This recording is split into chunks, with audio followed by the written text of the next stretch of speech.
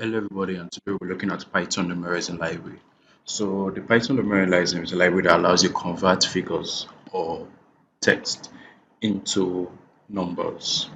Like so text that are written in English, you can convert it into try to appear as a number, so either as a float or an integer. So the first step you do, we're going to install the library.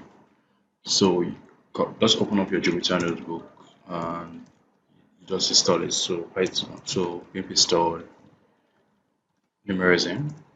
So when we're done doing that, we'll call the library. So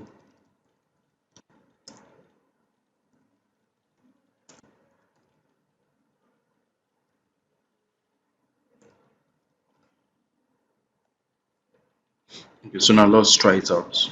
So we're going to use it on a number. So let's use the word 40. So it gives us 40.